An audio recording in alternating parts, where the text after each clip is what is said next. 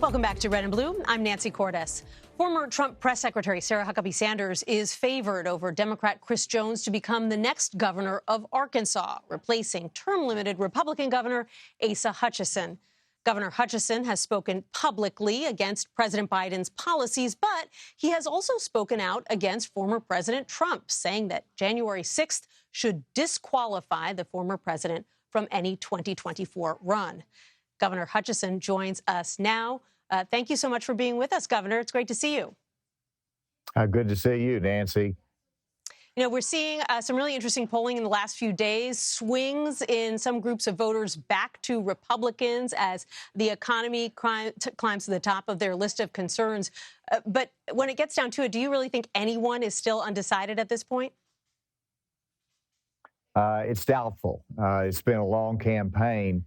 But what you see is that the momentum has shifted, as you indicated, because, one, the candidates are talking about not the last election, but they're talking about inflation and the economy and high energy costs, and that's what's on the people's mind. So I think you see that shift, a little bit of momentum, but there's a lot of unpredictability about this election cycle. I think we're going to learn a lot about it, and I think the candidates had better keep working very hard, because you don't know exactly who's going to show up, what the focus group is going to be able to get out there and have an influence on the election between now and Election Day. Midterm elections always have the capability to surprise us. Governor, midterm elections are also often viewed as a referendum on the sitting president. And at a forum in Texas a few weeks ago, you were asked about President Biden's intellectual capacity. I want to put up what you said because it was really interesting. You said, "I have been with President Biden on a number of occasions, and he seemed sharp. I think it's an error for anyone to diminish our president in such harsh ways intellectually. It weakens our presidency, so I don't like that." Do you think that some in your party have taken this argument about the president's capacity too far? Well, whenever you look at our president negotiating with foreign leaders representing the United States of America, you know, there should be an element of support and certainly not undermining in terms of intellectual capacity, as I said. Now, there's plenty of room to disagree with President Biden on policy. I do, and I could articulate those. But when it comes to the president, I just have respect for the office, and I personally would not be engaging in that suspicion about his capacity. Your fellow Republican Governor Ron DeSantis has been in the news this week after body cam footage was released of Tampa police arresting people for registering to vote illegally. Many of those who were arrested were African Americans. What do you think of this approach in Florida? Do you think it could intimidate minorities from voting? Would you consider doing that in Arkansas? Well, it's just a matter of enforcing the law.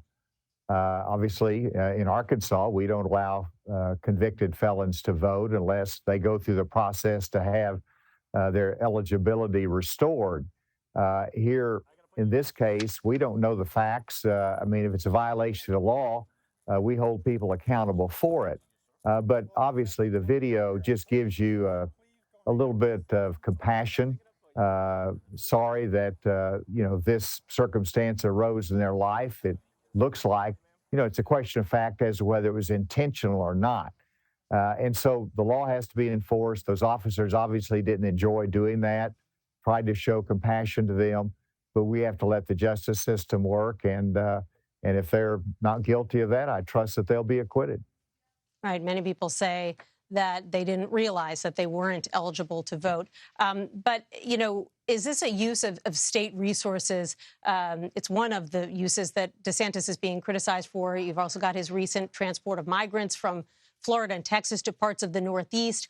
What message do you think he's trying to send here? And do you agree with that message?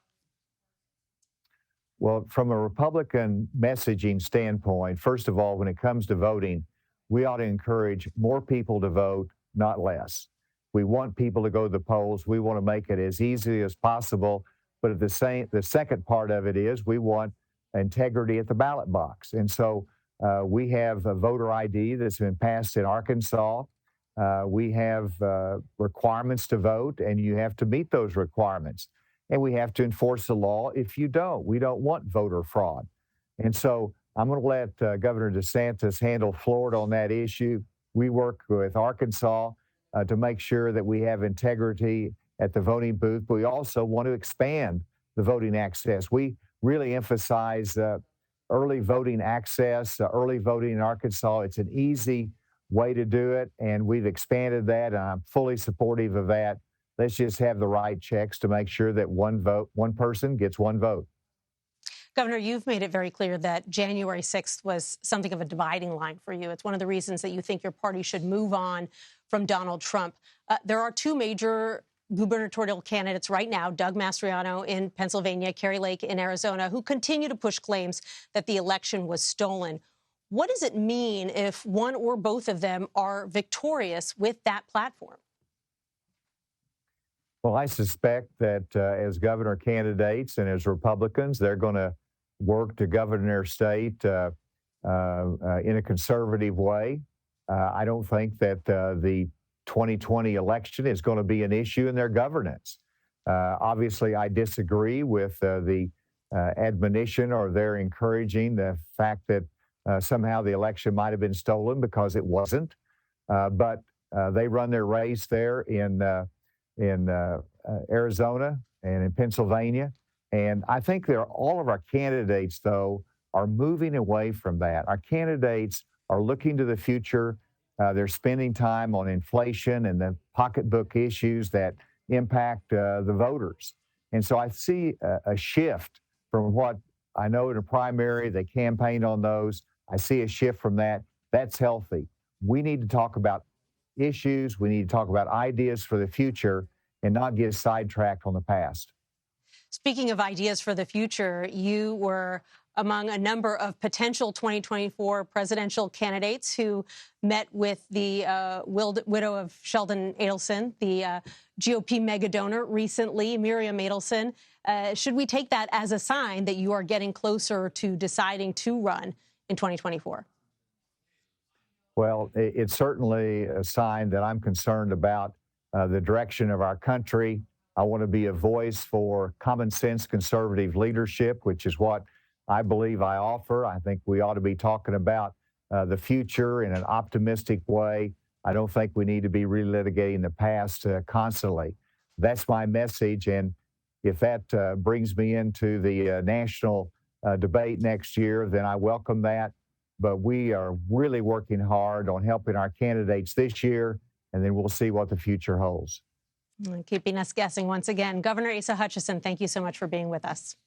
Thank you. Great to be with you.